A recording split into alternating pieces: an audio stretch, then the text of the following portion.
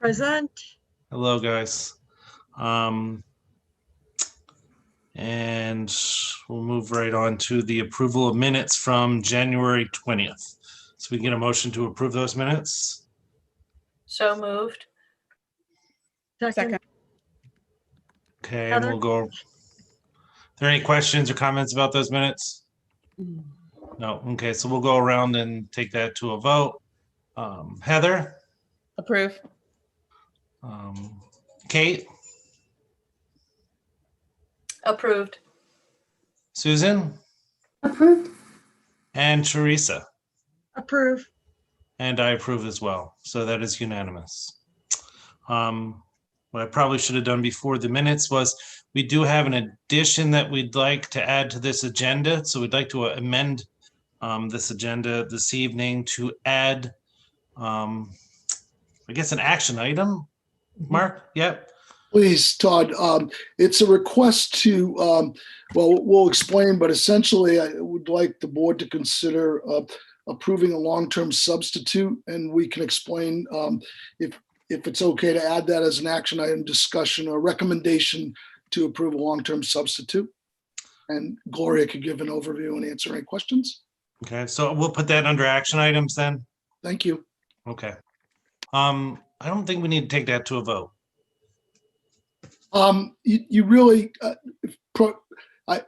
please, if the board is willing to consider that, you should have a motion and a second to add it to or revise your agenda, please. Thank you. Okay, so if I can get a motion to amend or revise our agenda.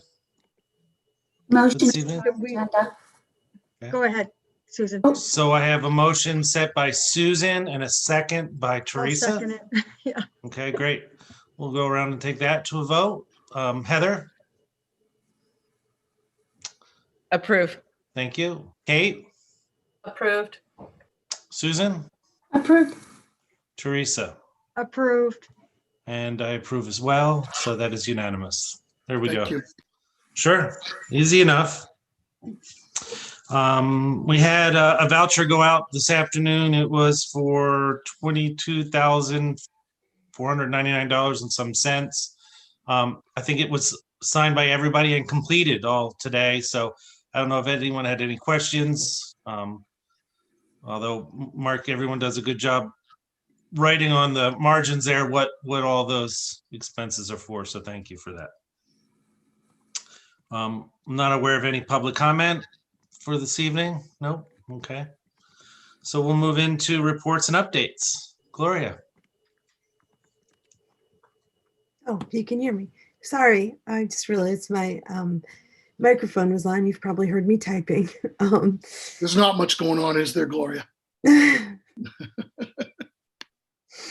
We just met a couple weeks ago. I remember that. So I just wanted to share with you an enrollment update and just go over quickly the changes that have happened at our school with the semester, the beginning of semester 2. We have had an increase in enrollment. We have increased from 10 to 10 students in grade 1. We had a first grade student join us. We've also had two students in grade 5 join us, but one student did move away in grade 5. We had 3 students join us in 6th grade, and a student join us in 7th grade, and an 8th grade student join us. So we have 1, 2, 6, 7, 8 new students at the semester change. And some of those are students that have been homeschooled, and some of those are students that were in the virtual academy, and some are actually new students that have moved to the area. And so I did share with you last time that we did have parent forums with them available so they could ask questions and learn about how things are in school. It's been great. We've been supporting those students, but boy, I've learned that in the time of COVID, that any change you make to programming or numbers of students in rooms, they have ripple effects. And so we're just working through our protocols and safety protocols to make sure we're all set with these guys. Tomorrow's kind of a big day. It's we've had one early release Thursday in the past when our students were in school, but tomorrow's the first early release Thursday that we're having where we're offering programming at our school facilitated by EdTechs, which is awesome, for students in grades K through 4. We have 27 students signed up for this program, and it's a great collaboration between so many people in our school. We're able to balance professional development and collaboration time for the teachers involved, and also provide some pretty cool programs for our kids. So they'll be getting some art instruction, some PE time. They'll all have lots of recess time in the afternoon. Amber Sharon is offering ASL to our students. There'll be some a science focus in one group, and we'll be rotating the grades through the different topics each week. So I think it's a good balance of free play and just enjoying life outside with your friends, and then also being able to go in depth into some of the pretty awesome programs that we have at school. So I'm really thankful for staff stepping up and wanting to be a part of that. I also want to do a public thank you to the bus drivers who offered to do an additional for our students. So they'll be running an 11:30 a bus run at the early release. The students will get lunches packed and bring them home with them. And then they'll do a 3 o'clock bus run for the students in K4 that have signed up to go to this program, and they'll bring them home. So I've gone over bus lists today with Leon. We're hoping, our plan is to expand this programming to grades 5 and 6 after the February break, once we work the kinks out, and look forward to maybe even incorporating the use of the vans a bit, so that there's a chance for kids to go cross-country skiing or hiking, things like that. We did have our first van trip this week, actually last Friday. Shannon Westfall and Becky Jarvis took our second graders to Seal Harbor Beach. And if you saw the newsletter this week, you saw a picture of them out on Seal Harbor Beach. She's working to put together the MDES art show, which will be at the Northeast Harbor Library in the Mellon Room, and it should be up in about a week. And it's a photography art show, and so it should be pretty remarkable. I've seen some of the photos. We've got some talent in our students. So our big focus really has been working on our Thursday afternoon programming. We've had attended resource team meetings and RTI meetings, and working on how we're supporting students' social emotional needs and their academic needs during this time. And our students are working on, we're working through the NWEAs. We decided that all of our students will do the NWEAs 3 through 8 in reading and math to do a check-in to see how they're progressing and growing. I'm sure I could talk to you for hours, but those are the biggest things that we're working on right now. I'm happy to answer any questions. There any questions? Teresa? There we go. I don't know if this is a time to bring this up or not. I know that, who's it? The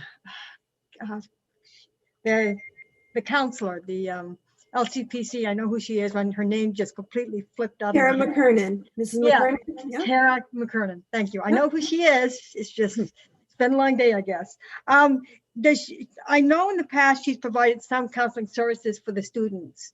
Yeah. And I don't know if this is inappropriate. Has the school ever considered having another counselor type person to come in and provide counseling services in the school? And I don't know if this is just for our school or for the district. I know there's the 2 psychiatrists that are new on staff. Mm-hmm. But sometimes the mental health services, I didn't know if that was anything that had ever been considered or would be considered for students, especially for children who don't drive and need services in the middle of the day. Would it be appropriate to have a clinician besides Tara, who's also a guidance counselor as well, correct? Isn't it like a dual role that she has? She's a certified professional mental health Right. counselor, and Mhm. so that's a good question. And so boy, I'm picturing kind of a flow chart in my head that maybe would help explain how we organize all of this. So Tara's a member of our wellness team with Wanda Fernald, myself, and our behavior coordinator, Andrea Howell. So Tara does provide supports for students if they're referred to her, maybe through IEPs or 504s.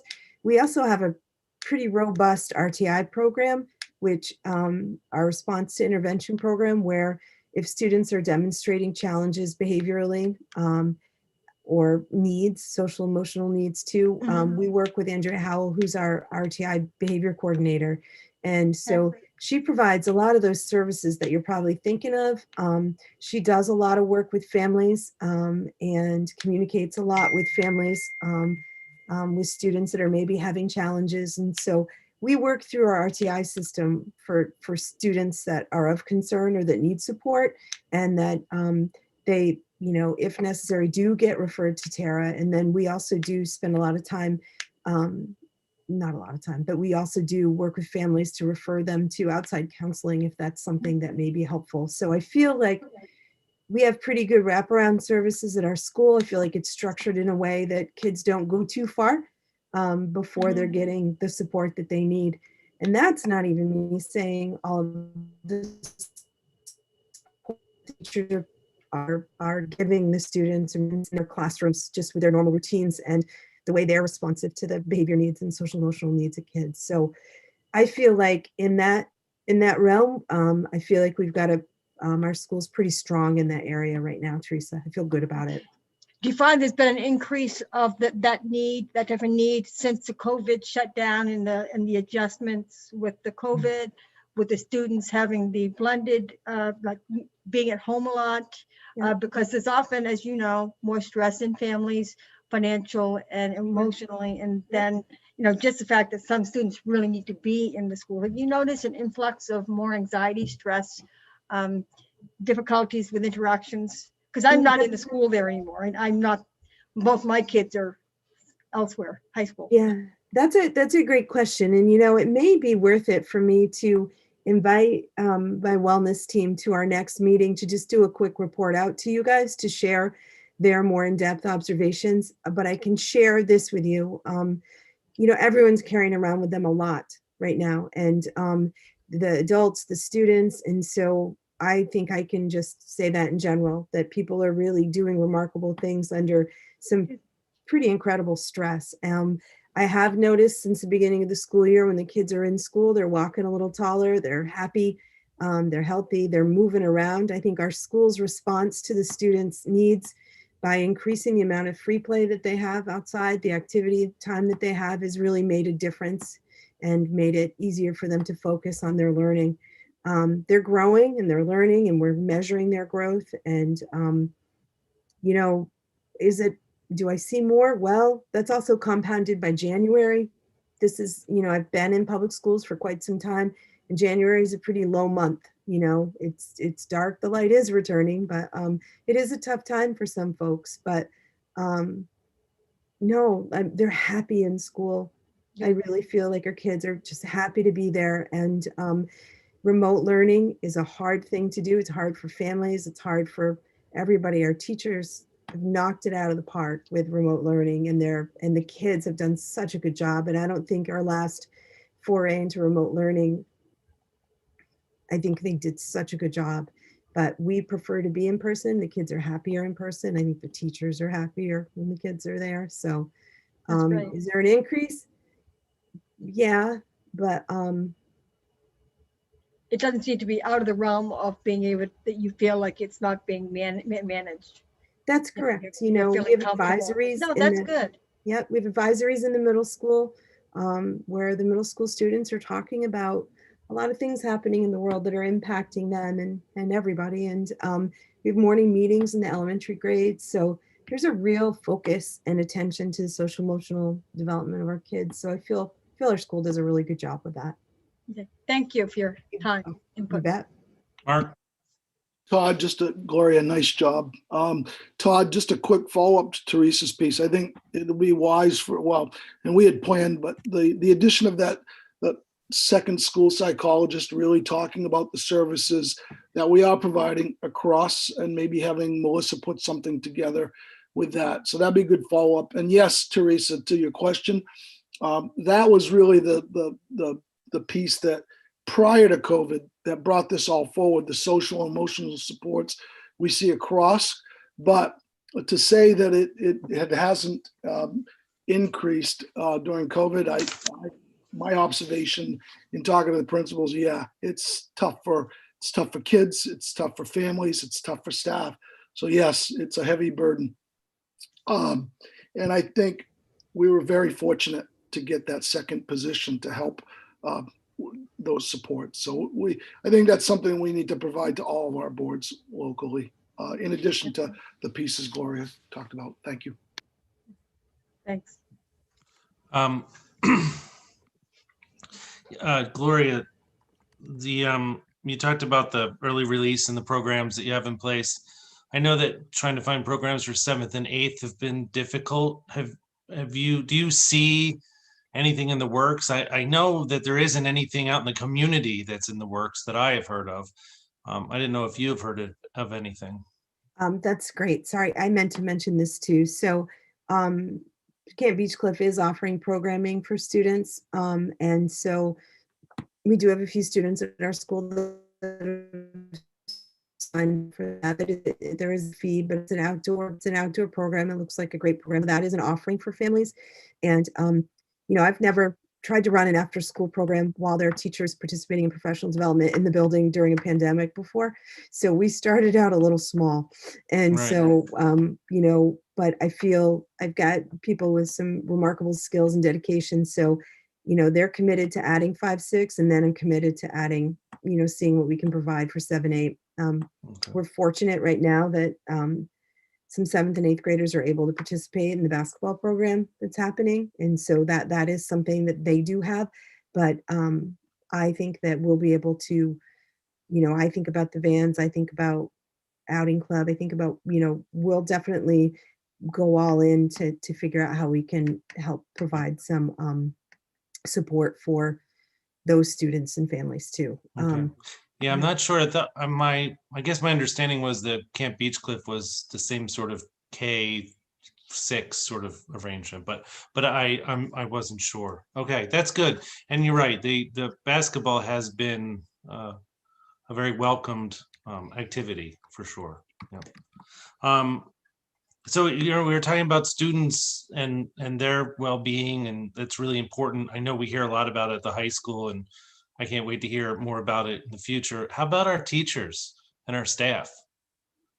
I'm thinking about this time of the year. Usually we come up to a break in February, and then we get into this learning stretch, which is usually, it's a stretch where we don't have holidays, we don't have any kind of school early releases usually in the past. But without travel, I wonder how that will work this year when we get into that March stretch of learning. Yeah, I've been talking a lot about March lately with staff. March is usually a time that it's the longest month for so many reasons. It's a tough month. The weather's always kind of finicky. But it's also usually been where we dedicate 3 weeks to state testing, the main educational assessments usually during that time. And I know there's some changes around that. Mark probably could speak more in detail about that. But so I'm waiting to find out what exactly the assessments will be. I know that in May, there'll be the 5th and 8th grade science assessment, but I'm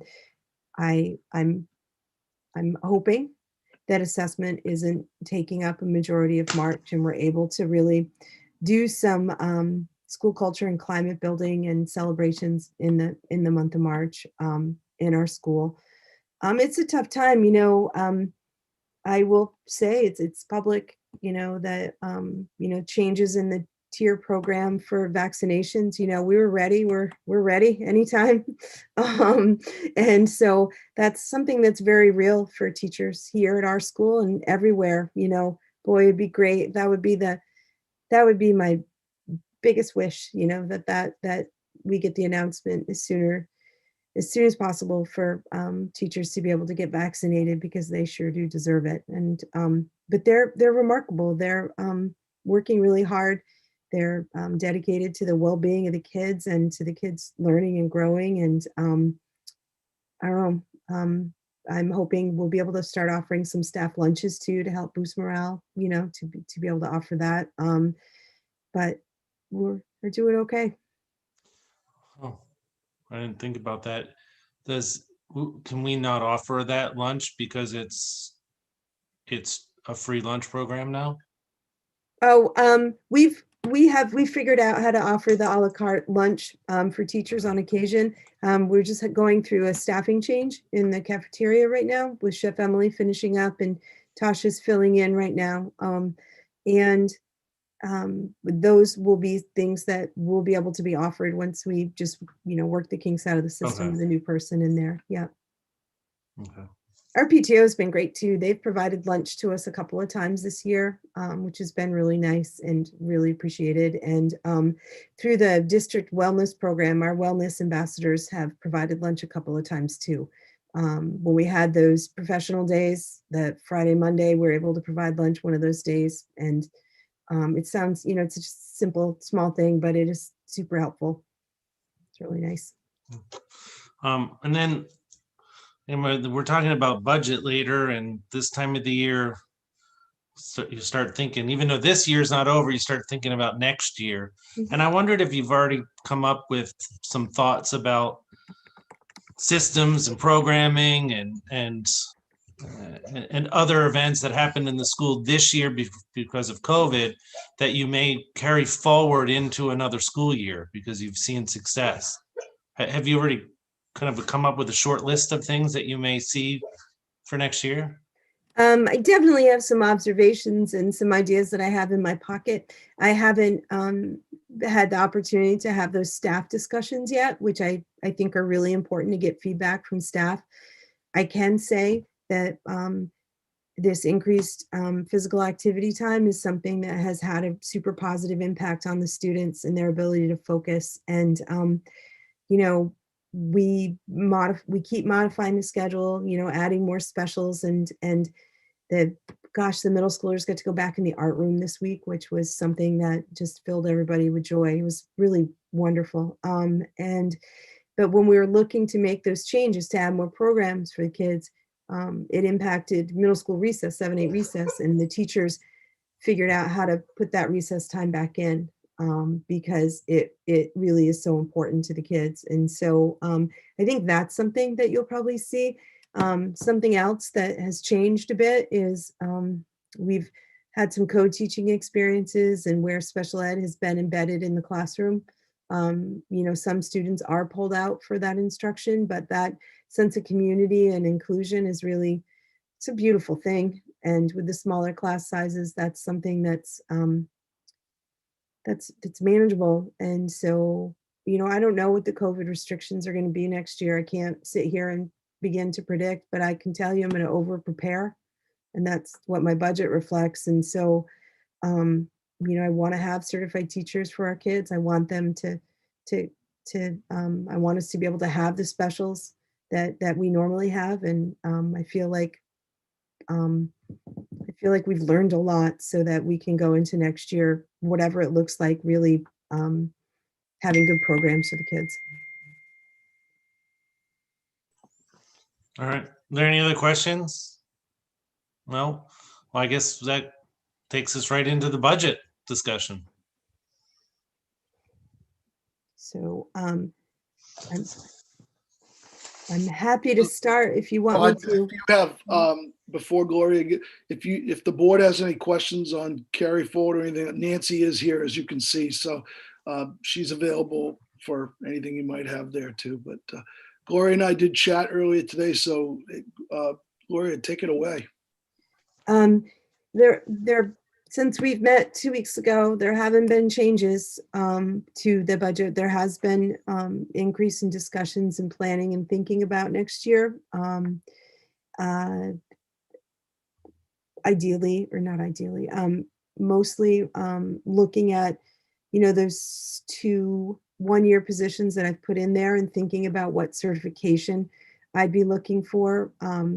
Folks that are dual certified are super benefit to our school. So what that means, and folks that are K-8 certified. And so that gives me the most flexibility with staff, right? You find the right people with the right qualifications and certifications, and that makes the magic happen. And so thinking about really looking for folks that are dual certified in special education and general education to be able to provide us some supports. We did move a special education position to general ed this year with Karen Sharp's transition to 4th grade, which has been awesome, and we need her there. But that did impact our special educators a bit, so they've had to take on a brunt of the assessment, observations, and testing work. And so I'm working on. I met with them today. I'm working on supporting them and figuring out how we want to organize for next year. I also am not aware of or have confirmation of teacher retirements or attrition, right? Folks that are moving away or deciding to retire. And so I see that evolving, and I see that when I am sitting here with you in the month of March, that I'll have more concrete details regarding that plan. So for now, the additional items in the budget stay where they are. There's 2 one-year teaching positions. I don't have grade levels specified or certification specified until I know the needs. I've increased in our tech integrator position from 40% to 100%. And the $5,000 that I put into additional items for collaboration, communication with parents of pre-K students in the town of Mount Desert, as well as nursery schools, and working to support families so children are ready to enter kindergarten. Todd, Mark? may I speak for a second? Yeah. I'd like the board to know, I've had discussions with Gloria. What's where I'm completely in support with the following caveat, and I think this is true and Gloria, I hope you will speak to this as well. We have an opportunity across the AOS, but timing is everything. And I'm really confident that some of the things that we've been able to work on the last few years, this is not only about efficiencies, it's about what's best for kids. Whether we're talking about unique programming, services, technology, middle level programming, I think all those things have to be on the table and discussions. I do believe, though, it's important that the principals have the opportunity to network with Julie and myself. And I don't want to see student needs not met, staff needs not met. So I think it's important for you to know that I am supportive, but I will continue to urge my colleagues, and I know we began this discussion yesterday about how we can strategically plan for the things that we can provide better services across the district for our kids without compromising unique programming in each school. And I look forward to that work. I think it's important. It impacts some of our member communities a lot more than others, depending upon where they're at. But I do think, aside from that important fact, we're all in this because we want to do what's best for kids. So I think there are some opportunities. And so, Gloria, I don't know if you have anything you want to add to that, but I think you've done a nice job. And I hope that characterizes some of the discussions we've had and that we're trying to have with our colleagues. Thank you.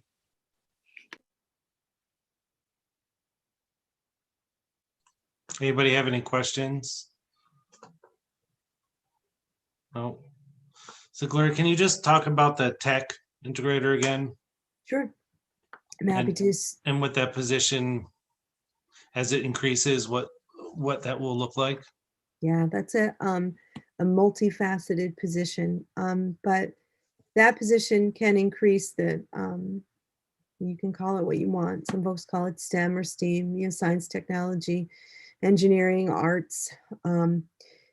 It's providing, I see it as a class we can offer our students, K-8, where we provide computer science skills and digital and media literacy skills to our students, right? We want them to be able to evaluate sources and see if information that they're reading is reliable. That's something that Cindy's been working on with our 7th and 8th graders this year, but we want kids to be media savvy. They learn about digital footprints. It's a position that would provide, the kids in the, I should give a video to you guys. The kids have programmed B-bots, they've worked on coding, and the younger students have these little robots that are shaped like bumblebees, and they are able to do coding on a large scale, which is pretty sweet. They love it. So providing regular, consistent computer science education to our students in a scaffolded way, where we have a curriculum and a progression of skills that we know that the students will be competent in, when they leave 8th grade and they're able to go off to high school and manage themselves and manage their time.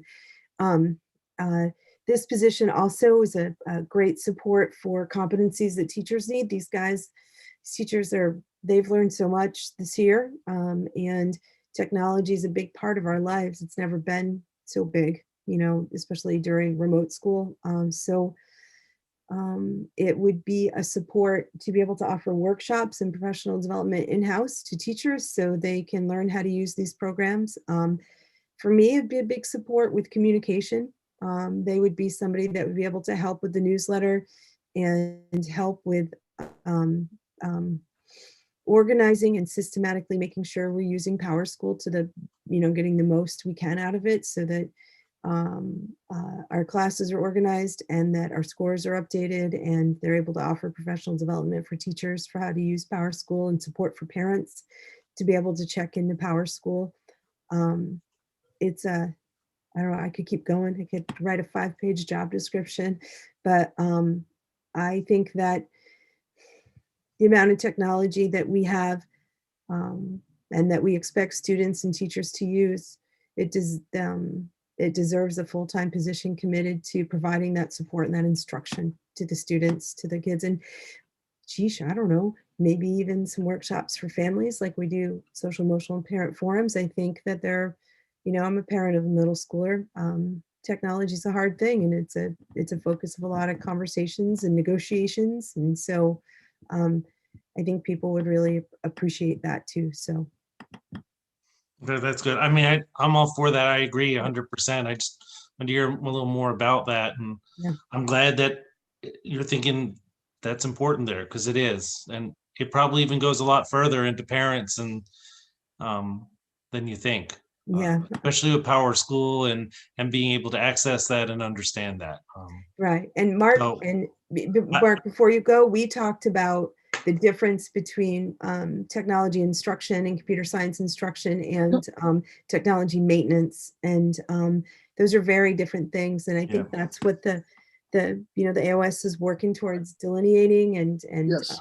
differentiating between those two. And so this is a teaching position, and I see as like a instructional coach to the staff too. And even just something like helping me set up our school-wide schedule that's all formatted the same, but as changes happen, the formatting gets wonky, but how you present information impacts how people take it in. And so it's super important to me that it all looks the same, so teachers they don't have that digital clutter, and they can just focus on what it is they need. And so I'm really excited about this position. Did I say that right, Mark, about the? Absolutely, Gloria. Todd, may I? Absolutely. And I didn't want to, I was thinking about, I should have thrown this in too. The reason, or the rationale for my support, if you look at the additional items, we're talking about teaching positions. That's putting people in front of kids. And then pre-K, we've talked about that, and Gloria's gone down that road. But more with regard to the tech integrator, this is not about, I haven't thrown in the towel on trying to take these piecemeal positions we have across the district and making them whole. Not the case with this request. This, as you know, it's increasing a part-time to a full-time, so a little different. But I do think that there are opportunities, outside of MDES, or maybe for MDES down the road, where we can try to combine and tether these things. We'll have a better chance attracting better candidates, a better pool, and I think be able to deliver services in a better way. So I appreciate being able to just delineate that.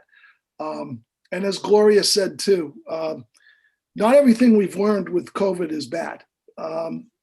There are some positives that we're going to have to roll back when we get through this in terms of what are the lessons learned. We've already know some of those, but there are some things from COVID that are positive, and use of technology, employment of technology, how we use it in teaching and learning will be one of those pieces. So I think this bears merit in terms of how we support our kids and our staff. And if there are opportunities to support families too, that's a good thing. So thank you, Todd.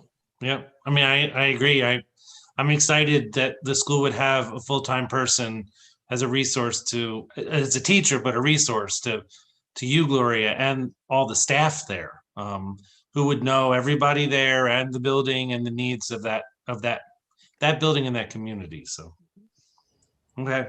So Teresa. With this possible expansion, and I think it is a great idea.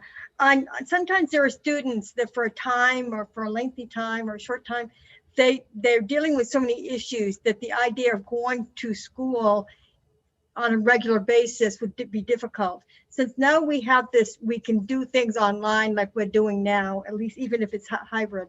Would that be considered for students who need to have that break away from the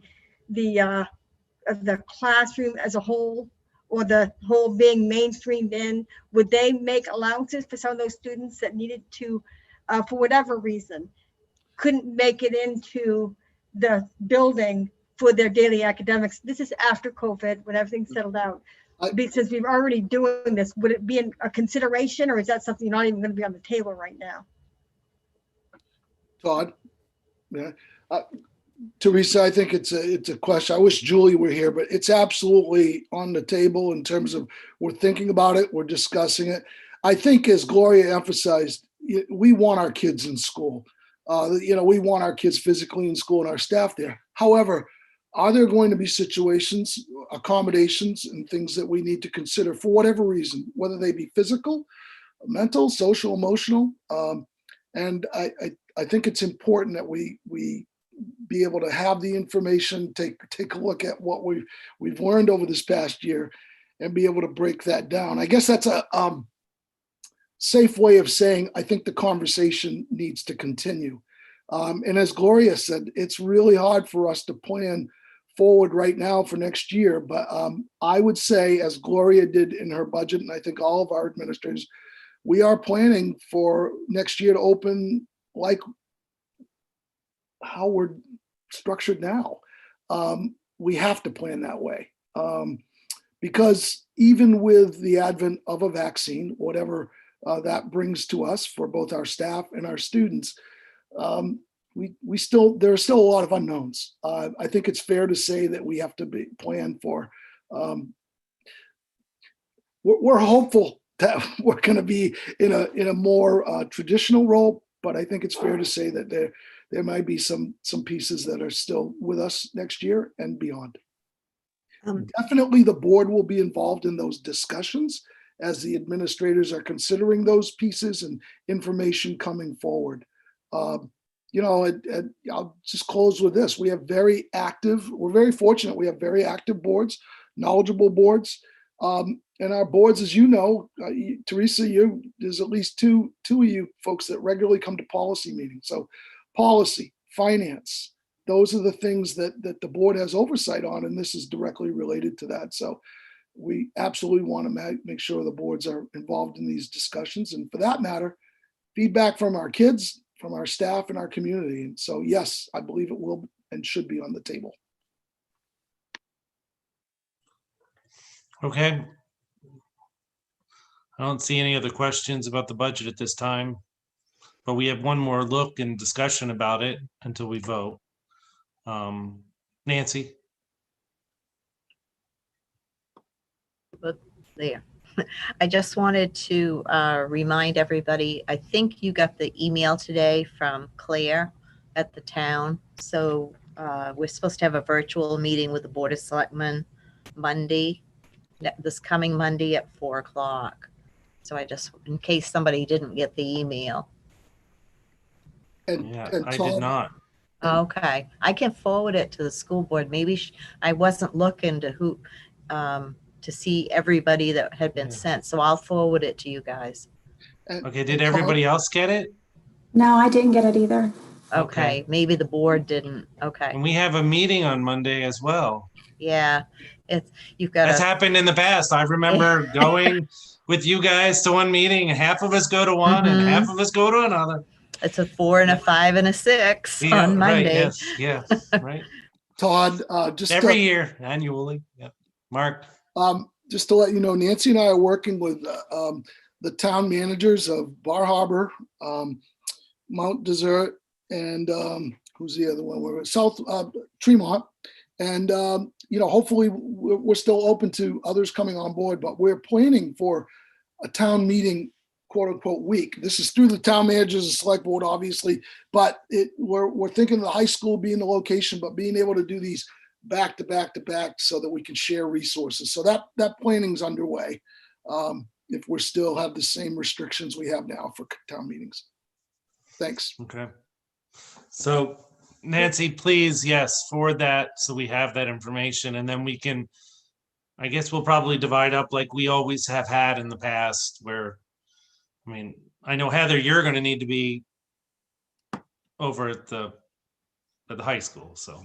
Well, the 5 o'clock meeting is the high school meeting. The AOS starts at 6, but being voting member probably should be at the high school. But I feel like our time that we have with the selectmen typically is right about an hour. So Yeah. Okay. Yeah. Can I ask a question? Gloria. Oh, thanks, Gloria. Todd. So I have been working on a budget presentation for the selectmen, and am I correct that that's what this meeting is about? Say that again. I've been working on, I usually do a budget presentation for them, about like 10 minutes, just an overview of school and any additional items we have. Is that what this is? The focus is? for Yes. this Yeah, meeting? that's where you do your slideshow. You do that PowerPoint presentation. Yeah. How you'll do that, I don't know, because you've always do such a good job with that PowerPoint presentation. It does a lot. It says a lot. Yeah, I know. So we have some figuring to do in a couple. Well, you do. I mean, can help you any way you want, but so you can do that because it's so good. What you do is really good for them. Oh, well, thanks. I like You should talking. be able to to share them. the I think screen, Gloria, if they give you I can access. do that. I can present. You could present it that way if they're comfortable with that. That's Because great. I'll talk to Wendell and we'll reach out to the board select. I'll reach out to Claire and we'll make sure I can just present the screen. But I really want them to get an idea of what school looked like this year and where we are, because I think that that's, I'm so in the thick of it. So I've really been trying to look at it through a lens of like people that don't have kids in the school or what they might wonder, because I want them to see just all of the great things that the teachers have been able to do. Nancy, I'm glad you brought that up because I wouldn't have known. So thank you. I will forward that to you very shortly. Okay, thanks. So again, back to the budget with this, we have no other discussion for now. We will see it and have another chance to talk about it next month. But we'll be talking about it on Monday and then on the 16th and so on. So plenty of other times to talk about it. Thank you, Gloria. Oh, thank you. That was all we had for discussion. So we're now on to the action item that we added to the agenda this evening Yes. for the long-term sub. if So I I don't may, know if that's Gloria or you, Mark. I just would like to, if I may, Todd, just introduce it. Gloria will give you the details, but I would add that I think Gloria's done a really nice job providing an overview and a rationale to me. She's vetted it financially with Nancy, and she's also done a really nice job of meeting and consulting with her teacher association, and so she can go into the details specific to this request. But I would just like to say, as superintendent, I support it. I believe it's the right thing to do. It's within our budget parameters, and so I would recommend the board consider approval following Gloria's recommendation or providing you an overview. Thank you. All right. I think the easiest thing for me to do is just provide an overview of what I submitted to Dr. Gauss. So last summer when I was planning for the school year, it was clear that the classes, which we call cohorts, each grade's a cohort at our school, would need to be divided into smaller pods to abide by the physical distancing requirements set forth by the CDC and the DOE. So in order to do this, some supervision of pods were assigned to some specialist teachers and ed techs. We've talked about that. You guys are in the loop about that. With a lead teacher, a classroom teacher being the teacher of record, and developing the programming. Since August, a lot of adjustments have been made, and like I just shared with you, a few students have entered our school at the semester change. And so we've been able to make some logistical and programmatic changes. Two grade 2 pods were combined into one cohort, making a classroom space available. We've been holding space because we didn't know how many students would come back at the end of the year or at the beginning of the semester. And so when it was clear what we were working with, I was able to really make the changes based on those numbers. So that opened up a classroom. I was able to move our first grade students from the art room into a classroom, which is a better learning environment for them. And I was able to transition Shannon, our art teacher, from art on a cart to be able to offer classes in the art room. And grade 5 transitioned from 3 pods of students to 2 pods of students, which freed Senora Beal to teach Spanish to our students, which is great. She's been teaching 5-6 since about November-ish. She's added 7-8, and we're going to explore adding K4. During remote school, the students K8 had Spanish, and they were so excited. I got so much positive feedback from parents and from the kids. And so really happy to be able to offer that to for Senora to be able to offer that. And to all the kids K8. So that should be coming. She's still connected to the 5th grade, but she is mostly focusing on Spanish now. So we have 2 grades right now that have ed techs in a pod with students. In kindergarten, Lauren White's an ed tech. And so, and in 5th grade, Emma Soulis is an ed tech, but their roles are very different. And that's what I wanted to explain to you. Lauren, Jackie Wheaton is the teacher and record, the lead teacher of the kindergarten cohort. Lauren does have a classroom, and there are students there. They eat lunch in there. They like push there. But throughout the day, the academic programming and instruction is planned by Jackie. And so the students are all together as a cohort with Jackie. And she provides lessons to the students. And then Lauren will take small groups out to work, either to reinforce skills or to challenge skills in the areas of reading and math. She'll also do a read aloud with the students, but Jackie is really the lead teacher, and that classroom is arranged pretty much like a traditional classroom at our school. And Lauren's a certified ed tech 3.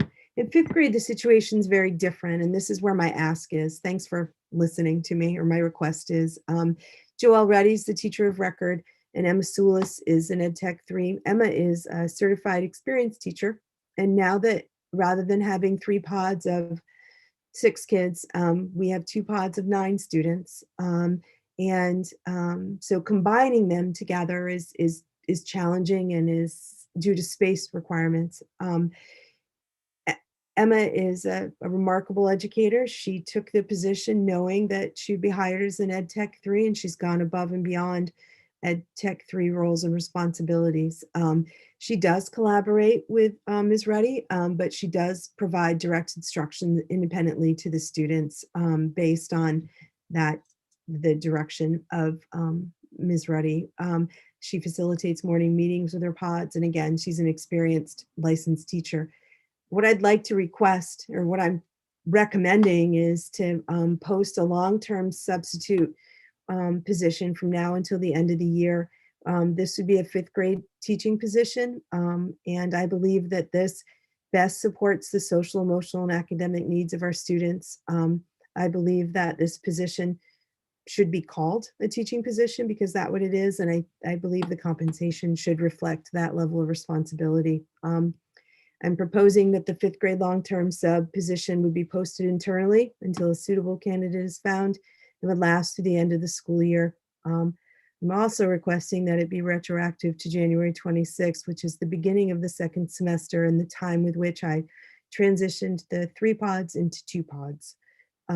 I have checked in and spoken with our association reps at our school who are supportive of this proposal and shared this with Dr. Gauss. I appreciate you considering this and listening to this because I feel it's very important. Todd, just an important distinction, Gloria. So with that, if the board does approve this and this is done, this is for 1 year, remainder of this year, but the present ed tech salary position, that goes away, correct? It's replaced by this long-term sub, correct? It's not a. Oh, yes, Mark, that's Thank great. And so then, you know, when if So we're it's- talking it's- about our budget, Right. looking at it for next year, it would be that ed tech position would be there. Thank you. Yep, thank you for that.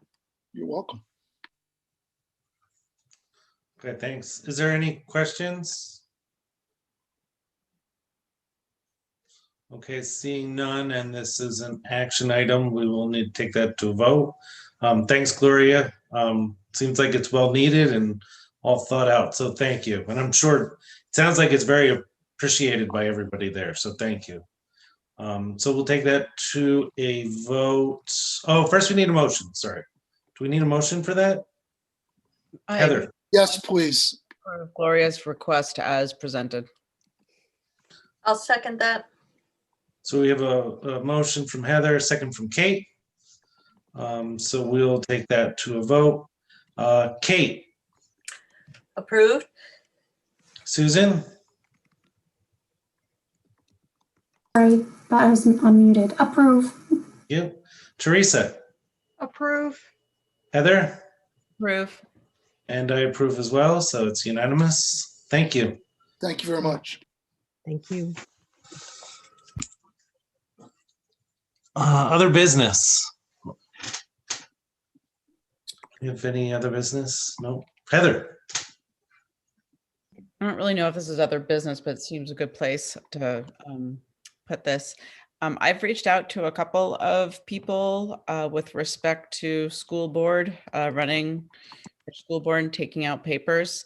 My reaching out has been via Messenger or something like that. I know that they've read it, but nobody's followed up. But I did just want to say papers are available at the town office now. So Okay. if there are people, parents that that you know of that might be good for the board, I encourage them. I encourage you to contact them, and I'm happy to talk to anybody. You can give them my cell phone or my email, and I'm happy to talk to anybody about the experience. Okay, that's good. Thank you. Thanks for that reminder. And it's, we have 2 seats. Correct. Yeah, okay. All right. Is there any other, I think that was the perfect place to bring that up. Thanks, Heather. Anything else for other business? No? Okay. We have no public comment, obviously. And did we have a discussion or a recommendation that we may not continue forward with 2 public comment? May I, Todd? Yeah. Yeah, so on Monday, just quickly, we'll provide an update as to how people can provide public comment live or in person, or how do I say this, virtually? Yeah. So Josh will explain that on Monday. We did discuss that at the policy level. We actually have, our attorneys recommended, we're really only required to have 1.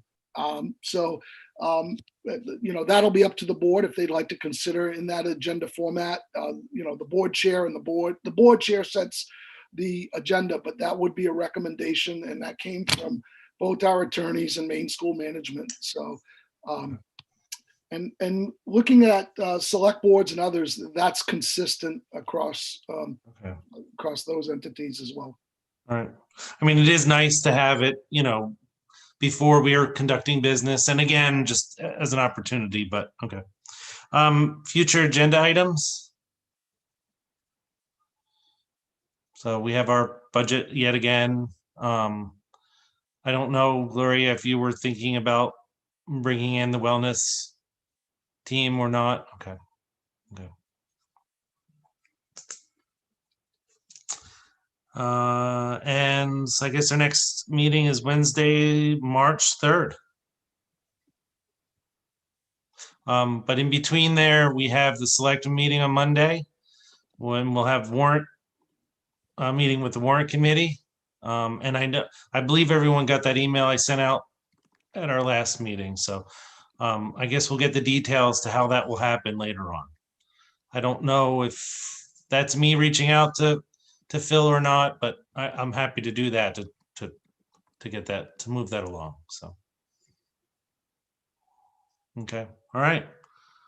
So if that's all we have, then we just need a motion to adjourn. Move to approve. Second.